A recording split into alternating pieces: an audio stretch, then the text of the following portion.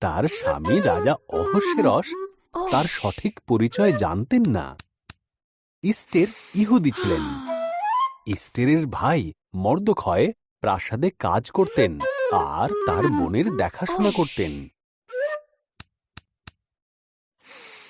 তাতে খুবই অপমানিত বোধ করল।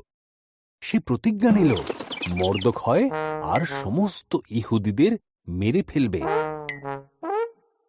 ইহুদিরা খুবই বিপজ্জনক এবং তাদের মেরে ফেলাই উচিত। অহস্যেরস ইহুদিদের হত্যা করবার জন্য একটা দিন ঠিক করে ফেলল। তখন মর্দখয় ভীষণ ভয় পেয়ে গেল আর রানী ইস্টেরের কাছে সেই সংবাদ পৌঁছে দিল। মর্দখয় বলল, ইস্টের উত্তর দিল, উনি না ডাকলে যদি আমি ওনার কাছে যাই তবে আমাকে মেরে ফেলতে পারেন।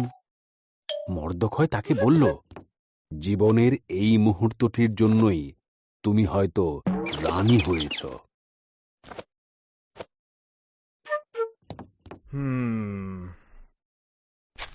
গেল।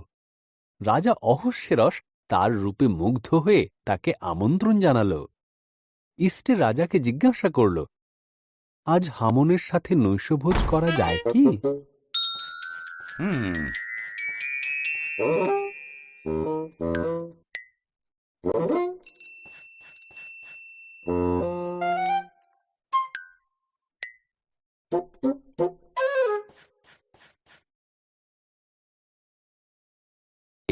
এক মস্ত ফাঁসি কাঠ তৈরি করাচ্ছিল। সে মনে মনে ভাবল মর্দখয়কে ওখানেই ফাঁসি দেবে। এমন সময় রাজার নিমন্ত্রণ এসে পৌঁছালো তার কাছে। সেই রাতে নৈশভোজে হামন প্রাসাদে গেল। এক পুরুষ আমাকে আর আমার ইহুদি লোকেদের মারার পরিকল্পনা করছে।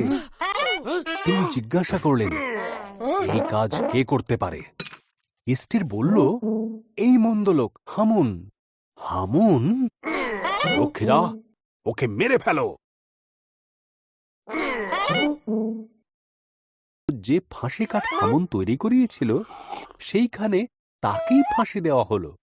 ইস্টেরের জন্যই সে যাত্রায় ইহুদিরা রক্ষা পেয়েছিল। তারা এক মহাভোজের আয়োজন করল, যা তারা আজও পালন করে।